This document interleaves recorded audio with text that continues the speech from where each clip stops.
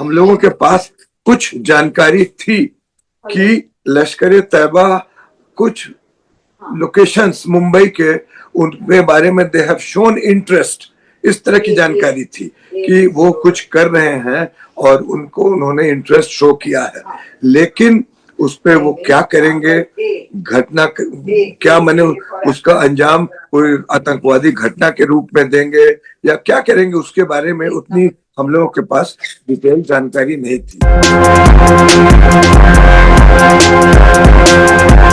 लेकिन चूंकि बार बार इस तरह का हमारे पास इनपुट आ रहा था कि उन्होंने इंटरेस्ट शो किया है और उसमें करीब 20 से 25 लोकेशंस की लिस्ट आ रही थी, जिसमें ताज होटल, उनका नरीमन हाउस और उसके अलावा मुंबई का राजभवन, बाल ठाकरे का रेसिडेंस और Maharashtra legislative assembly, Bhabha atomic research centre, सारे लोकेशंस का लिस्ट आ रहा था। 3-4 बार बंबई गए और उस समय हमारे जो तत्कालीन वहां के एंटी टेररिस्ट स्क्वाड के जो हेड थे श्री हेमंत करकरे, जो उसी घटना में शहीद हो गए, उनके साथ मेरी बड़ी लंबी बातचीत हुई। उनको मैंने बताया कि ऐसी हम लोगों के पास सूचना आ रही है। करकरे साहब से मैंने पूछा कि आपने क्या फॉलो अप एक्शन लिया, तो उन्होंने बोला कि आपने जो बताया था, हमने ताज होटल, ओबरॉय होटल वालों के साथ मीटिंग करके उनको बताया कि आपका जो लोकेशन है, आपका जो होटल है, वो आतंकवादियों के निशाने पे है।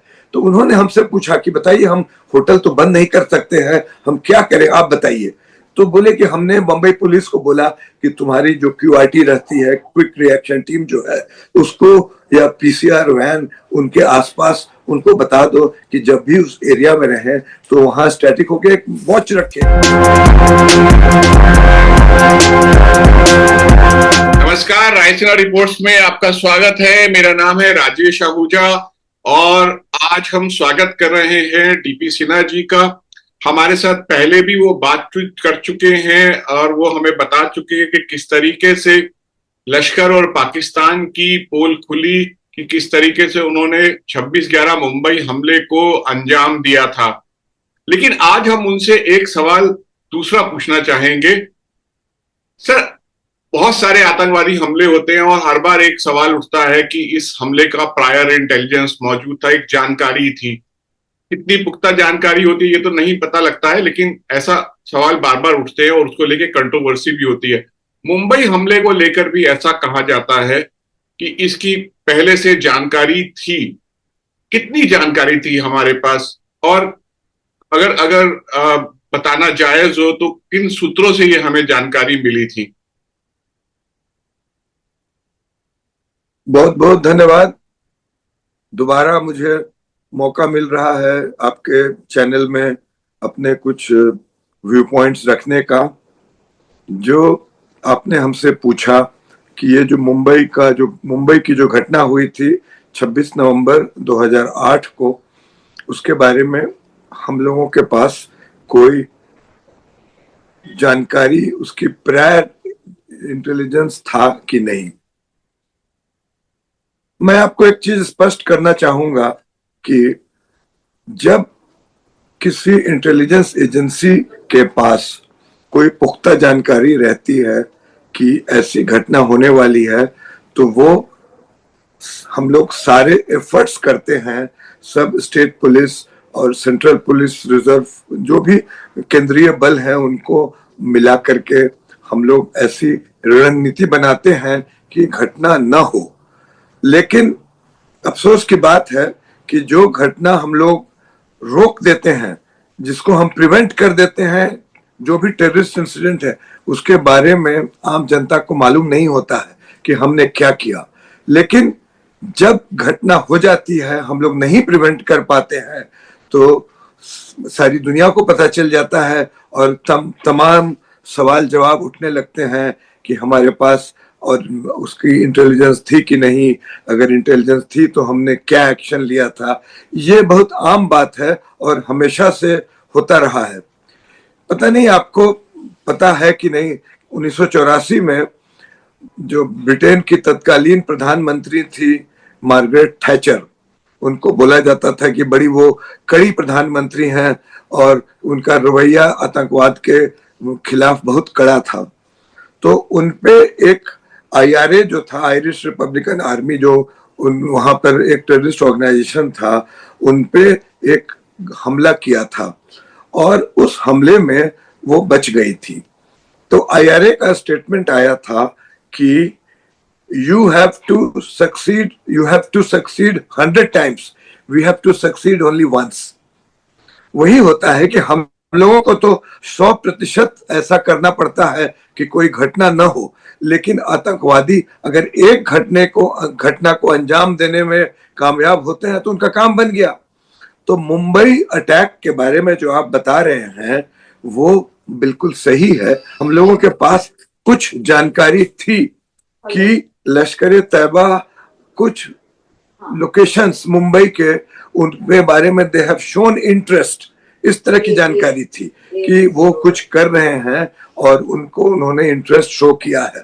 लेकिन उस पे वो क्या करेंगे, घटना क्या माने उसका अंजाम कोई आतंकवादी घटना के रूप में देंगे या क्या करेंगे, उसके बारे में उतनी हम लोगों के पास डिटेल जानकारी नहीं थी। लेकिन चूंकि बार बार इस तरह का हमारे पास इनपुट आ रहा था कि उन्होंने इंटरेस्ट शो किया है और उसमें करीब 20 से 25 लोकेशंस की लिस्ट आ रही थी, जिसमें ताज होटल, उनका नरीमन हाउस और उसके अलावा मुंबई का राजभवन, बाल ठाकरे का रेसिडेंस और Maharashtra legislative assembly, Bhabha atomic research centre, सारे लोकेशंस का लिस्ट आ रहा था। लेकिन आप ये बात समझने की कोशिश कीजिए कि हम तो 3-4 बार बंबई गए और उस समय हमारे जो तत्कालीन वहां के एंटी टेररिस्ट स्क्वाड के जो हेड थे श्री हेमंत करकरे, जो उसी घटना में शहीद हो गए, उनके साथ मेरी बड़ी लंबी बातचीत हुई। उनको मैंने बताया कि ऐसी हम लोगों के पास सूचना आ रही है, लेकिन उन्होंने बताया कि सर बताइए हम इस पर क्या कर सकते हैं, कोई अगर हमें आप इसके बारे में कोई और जब तक डिटेल्स नहीं बताइएगा कि हमें इस पे क्या एक्शन ले सकते हैं, आप ही सजेस्ट कीजिए। तो मैंने भी बोला कि हमारे पास इसके बारे में कोई सूचना नहीं है, जो उन्होंने इंटरेस्ट शो किया है वही हमारे पास एक छोटी सी इनपुट है, जो मैं सोचा कि चूंकि ये बंबई शहर का है और काफी सारे उसमें लोकेशंस आ रहे हैं, तो आप उस पर क्या कार्रवाई कीजिएगा। तो बोले कि हम जैसे आपने बताते हैं कि होटल्स में है, तो होटल के जो सिक्योरिटी वाले हैं उनके साथ मीटिंग करके उनको हम बता देंगे। लेकिन हमने एक आध मीटिंग किया भी, बार बार हम चूंकि मुंबई जा रहे थे तो करकरे साहब से मैंने पूछा कि आपने क्या फॉलो अप एक्शन लिया, तो उन्होंने बोला कि आपने जो बताया था, हमने ताज होटल, ओबरॉय होटल वालों के साथ मीटिंग करके उनको बताया कि आपका जो लोकेशन है, आपका जो होटल है वो आतंकवादियों के निशाने पे है। तो उन्होंने हमसे पूछा कि बताइए हम होटल तो बंद नहीं कर सकते हैं, हम क्या करें आप बताइए। तो बोले कि हमने बंबई पुलिस को बोला कि तुम्हारी जो क्यूआरटी रहती है, क्विक रिएक्शन टीम जो है, उसको या पीसीआर वैन उनके आसपास उनको बता दो कि जब भी उस एरिया में रहे तो वहां स्टैटिक होके एक वॉच रखे, और उससे ज्यादा हम क्या बता सकते हैं उनको, उनके हम लोगों के पास तो और कोई पुख्ता सूचना नहीं थी। तो ये बात हमारी उनके साथ हुई थी। सर, इसका टाइमलाइन क्या होगा? ये सूचना जो है 26 नवंबर का हमला है, तो कब से ये इंफॉर्मेशन आनी शुरू हुई? कि ये इंफॉर्मेशन हम आपको बता दें कि करीब अप्रैल मई से आ रहा था कि उन्होंने हमारे पास कोई इस तरह का नहीं था कि वहां अटैक होने वाला है, लेकिन होता है ना कि बहुत सारी गतिविधियां होती हैं किसी टेररिस्ट ऑर्गेनाइजेशन के, तो उसी के तहत आ रहा था कि उनका कोई ये था, उनका जो कोई साइबर एक्सपर्ट था वो इन लोकेशंस पे जाकर के कुछ देखने की कोशिश कर रहा है। तो बस हम लोग को वही जरार शाह नाम आता था कि कोई उनका जरार शाह नाम का कोई ये साइबर एक्सपर्ट है जो गूगल पे सर्च करके इन लोकेशंस के बारे में जानकारी हासिल कर रहा है। सर, सेंट्रल इंटेलिजेंस में आप उस पोस्ट पे थे जहां पर आपका लगातार संपर्क बना रहता था विदेशी खुफिया एजेंसियों के साथ, तो ये जानकारी क्या बहुत सारी चीजें अब तो जाहिर हो चुकी हैं और इस बारे में काफी सारा इशारा किया जा चुका है। क्या ये जानकारी हमारे पास जो हमारे अमेरिका के साथ जो हमारा इंटेलिजेंस शेयरिंग प्रोग्राम है उसके तहत आ रही थी? ये देखिए, ये मैं खुल करके इसके बारे में बात नहीं कर सकता हूं, लेकिन जैसा मैंने आपको बताया कि उनका जो लश्कर का जो साइबर सेल है वो कहीं से हमारे पास भी, और बाकी और एजेंसीज जो हमारी, बताया ना कि दूसरी एजेंसीज के साथ हमारे संबंध रहते हैं, उनके पास भी कुछ इसी तरह की इंफॉर्मेशन थी कि ये इन लोकेशंस के बारे में जानकारी इकट्ठा कर रहे हैं। लेकिन उन लोकेशंस का नंबर बहुत ज्यादा था। ये नहीं था कि जैसे मुंबई में अटैक हुआ था 4-5 लोकेशंस पर, उस हिसाब से नहीं, इन लोकेशंस का नंबर बहुत ज्यादा था। तब मैं सवाल आपसे इसलिए पूछ रहा था कि ये वही वक्फा है जब अमेरिका और लश्कर का दोनों का एजेंट, जो डबल एजेंट बन गया था, डेविड कोलमैन हेडली, वो मुंबई में रेकी कर रहा था। उसको लगातार बताया जा रहा था कि इस टारगेट का वीडियो बनाओ, इस टारगेट का वीडियो बनाओ, पॉसिबल टारगेट। नहीं, आपका अगर ये कहना है तो मैं इसकी उल्टी बात कहता हूं। उसने अपने हिसाब से काफी सारे टारगेट्स का सारा लोकेशन का वीडियो बना करके, उनका जीपीएस रिकॉर्ड करके उनको दे दिया। अब फाइनल डिसीजन कि हम किस टारगेट पे हमला करेंगे, ये तो हेडली को शायद न मालूम ना भी हो, लेकिन हेडली ने सब सर्वे करके दे दिया था। अब हमारे पास ये नहीं है कोई खबर कि हेडली ये बात किसी और विदेशी खुफिया एजेंसी को ही बता रहा था कि नहीं, इसके बारे में मैं नहीं बोल सकता हूं। सर, शेरलॉक होम्स के नॉवल जो हमने आर्थर कनन डॉयल के पढ़े हैं, उसमें कहा जाता है कि डिड्यूस करना, डिडक्शन। तो जब डेविड कोलमैन हेडली, जो कि अमेरिकन एजेंसीज का एजेंट है, वो लश्कर के लिए काम करके टारगेट जुटा रहा है, जाहिर है उसने अपने आकाओं को, अमेरिकन आकाओं को भी बताया होगा कि लश्कर क्या करने वाला है। तो हम अगर ये डिडक्शन करें कि अमेरिकन को हमसे ज्यादा पता था कि मुंबई हो सकता है, जो हो है वो सकता कितना है, आपकी सीरियस होने बात वाला है। सही नहीं, ये मैं मानता हूं, आपकी बात हो सकता है ये सही हो, लेकिन हमें खुले तौर पर उन्होंने ये कभी नहीं बताया कि इन पर अटैक होने वाला है लश्कर का। उन्होंने हमें खुले तौर पर ये नहीं बताया था। सर, इसमें हमले में 6 अमेरिकन मारे गए और हमारे गए तो अमेरिकन को ज्यादा पुख्ता जानकारी थी और उन्होंने हिंदुस्तानी इंटेलिजेंस एजेंसी से इसको पूरे तरीके से शेयर नहीं किया, तो ये तो और गंभीर बात है। ये बात आप जो बोल रहे हैं अमेरिकन मारे गए, ये अगर उनको ये पता भी होता कि यहाँ पे अटैक होने वाला है तो थोड़े कोई सोच लेगा कि इसमें हमारे नागरिक मारे जाएंगे। वो तो कभी कोई सोच ही नहीं सकता है। ये तो बड़ी फार फेच्ड बात है ना कि वो हमला हुआ, उसमें भारतीयों के अलावा इजरायली मारे गए, अमेरिकन मारे गए, तो बात की बात है। वो तो बात नहीं उस पहले मालूम रहती है कि हमारे देश के नागरिक इस हमले में मारे जाएंगे, इसीलिए हम उनको सारे चीज बता दे, या हमारे नागरिक नहीं मारे जाएंगे इसलिए वो बात हम छुपा लें। ये तो नहीं बोल सकते हैं ना हम।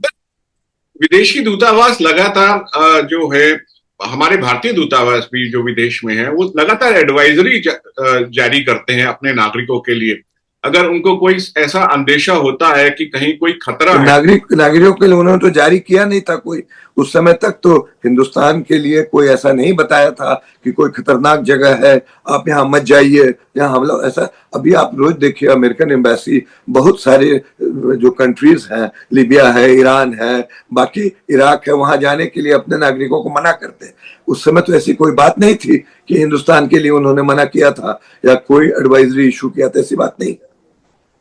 सर, दूसरा, अगर इस हमले के बाद डेविड कोलमैन हेडली पकड़ा गया और जिस तरीके से अमेरिका ने उसे भारत को देने से इनकार किया है, उसके तहव्वुर राणा जो है, जो डेविड कोलमैन हेडली का साथी है, वो भारत को सौंप दिया गया है और वो उसके साथ जाहिर है भारतीय कानून व्यवस्था के तहत उसके खिलाफ मुकदमा चलेगा और जो भी उसके अपराध हैं उसके लिए उसको सजा मिलेगी। लेकिन हेडली के मामले में अमेरिका ने बिल्कुल अलग रवैया अख्तियार किया और ऐसा है कि देखिए, जहां तक मेरी जानकारी है, आपको मैं बताता हूं, जहां तक मेरी जानकारी है, अमेरिका में एक प्ली बार्गेन का सिस्टम है, जो हिंदुस्तान में अप्रूवर बन जाते हैं उस तरह से वहां एक प्ली बार्गेन का सिस्टम है। और जब हेडली को चार्ज किया गया कि तुम कि आतंकवादी गतिविधियों में लिप्त हो, तो उसने प्ली बार्गेन किया है। प्ली बार्गेन करके उसने अपनी जो भी बातें हैं बता दी है और उसके बाद उसको लीगल प्रोटेक्शन मिल जाता है। तो हमारा यही समझ है, मेरी समझ यही है कि प्ली बार्गेन के तहत उसको रख दिया गया है और इसी वजह से हमको सुपुर्द नहीं किया गया है। सर, जो अभी मीडिया रिपोर्ट्स आई हैं उनसे ये पता लगता है कि डेविड कोलमैन हेडली को वहां पे, जैसे वो अमेरिका की ऐसी जेल्स होती है जहां पे व्हाइट कॉलर क्रिमिनल्स को रखा जाता है, जहां पे कैदियों को काफी सारी सुविधाएं मुहैया होती हैं और परिवार से मिलने की भी लगातार सुविधा उनको रहती है, तो हेडली को भी कुछ ऐसी ही जेल में शिफ्ट किया गया है। नहीं, ये इसके बारे में मुझे नहीं है जानकारी, क्योंकि ये सब अखबार की उड़ती खबरें हैं, तो इसमें मैं कुछ नहीं कमेंट कर सकता हूं। लेकिन मुझे यही पता है कि उसने प्ली बार्गेन लिया था और प्ली बार्गेन के तहत उसको लीगल प्रोटेक्शन मिलता है और उसी के तहत उसको हिंदुस्तान को नहीं सौंपा गया है। यही मेरी यही समझ है। सर, जब डेविड कोलमैन हेडली को पकड़ा गया अमेरिका में, तो जो इन्वेस्टिगेटर्स का जो दस्ता भेजा गया था, आप भी उसमें शामिल थे। आपकी हेडली से ऐसा है कि हम हमारी बात हुई नहीं है। डेविड कोलमैन हेडली से मैंने कभी नहीं बात किया है। बाद में तो जो यहाँ पर उसके खिलाफ जो केस रजिस्टर हुआ एनआईए ने किया, जैसे पिछली बातचीत में मैंने बताया था कि एनआईए का गठन हो चुका था और एनआईए की टीम ने उसको उससे बातचीत की, जो भी उन्होंने बातचीत करके जो भी सूचना एकत्रित किया और उसके खिलाफ यहाँ कोर्ट में उन्होंने चार्जशीट दायर किया हुआ है। मेरी सूचना यही है। लेकिन इसमें एक बात मैं आपको बता देना चाहता हूं जो बहुत लोगों को शायद ना मालूम हो। डेविड कोलमैन हेडली तो मुंबई का घटना का जो बोला जाए कि प्रारंभिक रूपरेखा जो उसने तैयार कर दी, सबका वीडियो बना करके और जीपीएस लोकेशन लेकर के, जिससे उनको यहाँ हमले करने में बहुत आसानी हो गई। उसमें काफी लोग 165-70 कुछ उसके बीच में कुछ लोग मारे गए। तो उसके बाद वो तो चला गया वापस, उसको कुछ नहीं हुआ, उस समय तो पकड़ा भी नहीं गया। लेकिन वो 1 साल के बाद पकड़ा गया। वो नवंबर 2009 में उसको शिकागो एयरपोर्ट पर पकड़ा गया। क्यों 1 साल की देरी हुई? वो डेनमार्क में कोपेनहेगन में एक कोई जालियस पोस्टन या इस तरह की कोई वहां पर न्यूज़पेपर निकलता है जिसपे उन्होंने कुछ खराब टिप्पणी की थी, उनके हजरत मोहम्मद पे कुछ किया था, जिसके वजह से उन पे फतवा इशू किया हुआ था और वो चाहते थे कि मुंबई सलीका अटैक हम वहां भी करें और उसके बारे में ये वहां पे सर्वे कर रहा था। लेकिन जब उनको मालूम हुआ कि ये इस तरह का सर्वे कर रहा है और करने के लिए डेनमार्क गया हुआ है और फिर दोबारा पाकिस्तान जब आने वाला था तो उसको वहीं शिकागो एयरपोर्ट से पकड़ लिया गया था कि और आगे कोई घटना को अंजाम देने में मदद न करे, उसको पकड़ लिया गया था। इसमें अमेरिका के अलावा किसी और भी यूरोपीय इंटेलिजेंस एजेंसी ने उनको इनपुट दिया कि आपका ये एक नागरिक है जो डेनमार्क में जाकर के सर्वे कर रहा है।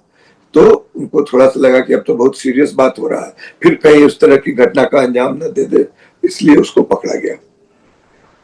सर, ये सिर्फ इसी वजह से कि डेविड कोलमैन हेडली लश्कर की या पाकिस्तानी जो आतंकवादी हैं उनकी मदद कर रहा था, या इसमें कोई हिपोक्रेसी भी शामिल है कि भारत पर हमला हो रहा हो तो इतना पुख्ता तौर पर नहीं बात किया जाए और अगर यूरोप में ये हमला होने वाला है तो ज्यादा कड़ी कार्रवाई हो?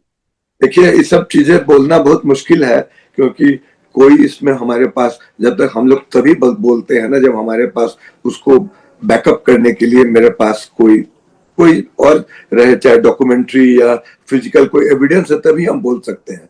ऐसे हवा में तो जर्नलिस्ट हैं, आप अखबार में लिख दीजिए, आप क्वेश्चन कोई नहीं करेगा। हम अगर बोलेंगे सरकारी तौर पे तो ये तो बहुत बड़ी बात हो जाएगी, हम नहीं बोल सकते हैं इसके बारे में। लेकिन आपको ऐसा अंदेशा होता है?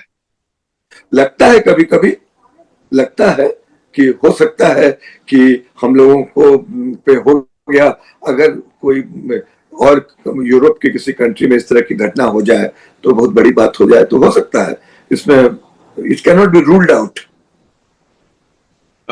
ये थे डीपी सिन्हा साहब जो हमसे बात कर रहे थे मुंबई हमले के पहले क्या हुआ, मुंबई हमले के बाद क्या हुआ, वो हमने चर्चा के पहले एपिसोड में हमने उनसे बात किया था। और मुंबई हमले के पहले वाले जो इंसिडेंट्स क्या थे, क्या मुंबई हमला रोका जा सकता था, कितनी जानकारी थी, किसने हमें जानकारी मुहैया कराई थी, इस बारे में उन्होंने हमसे बात किया। सर, हमसे बात करने के लिए बहुत बहुत शुक्रिया।